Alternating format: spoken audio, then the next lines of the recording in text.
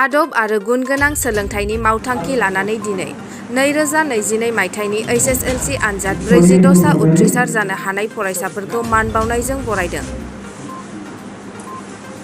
थाइखाजरा दालाइसा दुलाराय बर' फरायसा आफादनि बानजायनायाव आदब आरो गुनगोनां सोलोंथाइनि मावथांखिखौ लोब्बा लाखिनानै 2022 इं मायथाइनि HSLC आनजादाव 46 सा उथ्रिसार जानो हानाय फरायसाफोरखौ आर'नाइ आरो मानबान्था बावनाय हाबाफारि लादों। चिरां जिल्ला थाइखाजरा दैमालु गोजौ फरायसालियाव बे हाबाफारियाव गाहाय आलासि महरै नुजाफैयो government college of teacher education, Kokrajhar मुस्रि रनजित नार्जारि, जिथि दुवार दख'रा दुलाराय बर' फरायसा आफादनि आफादगिरि मृत्युन्जय बसुमतारिया आरो ओनसोलनि मानगोनां गोबां आलासिफ्रा नुजाफैयो।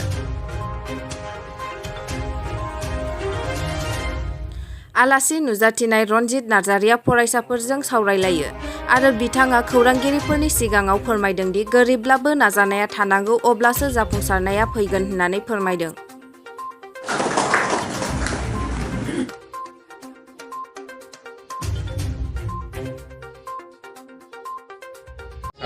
गिबियावनो आङो गासिबो रादाब लाथांगिरि एबा मिडिया बिथांमोननिसिम आंनि गोसो गोरबोनि सामलायनायखौ आं हरबाय।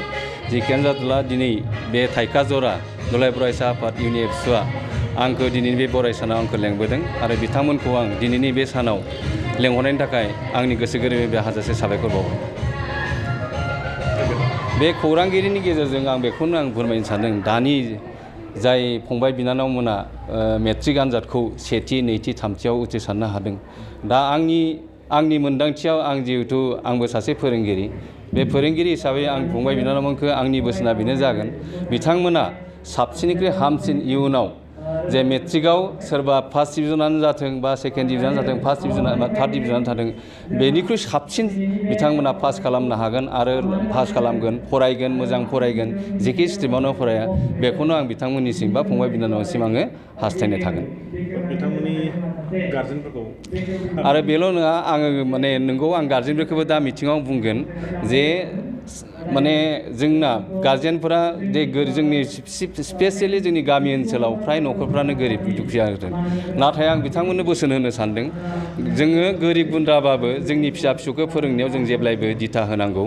आरो आथिखालावहाय गोरिब गुन्द्रा होननानै जों फरायनो हाया बे नङा। आथिखालाव गोरिब गुन्द्राबाबो फरायनायनि माखासे लामाफोर दङ। बे लामाफोरखौ जाहाथे इयुनावबो जोंनि गारजेनफोरा लागोन, बेखौ आङो बिथांमोननि थाखाय हाजासे बोसोन थागोन आरो साबायखर थागोन। दा नैबे समावहाय आङो दा गिबियावनो नैबे मिडिया बिथिंनि साफ्रोमबो बिथांमोनखौ आङो गिबियावनो साबायखर बावो, लोगोसे बरायो जे जोंनि दिनैहाय जे थाइखाजरा दालाइसा एबसुआ नैबे दैमालु गोजौ फरायसालियाव जे दिनैहाय 2022 इं मायथाइनि जे मेट्रिक आनजादाव पास जानो हानाय साफ्रोमबो फरायसुला फरायसुलि, जेरैहाय जोङो दालाइसा हिसाबै थार्ड डिभिजन जानायनिफ्राय लानानै फार्स्ट डिभिजन जानाय साफ्रोमखौबो जोङो बरायनाय हाबाफारि जोङो लादों।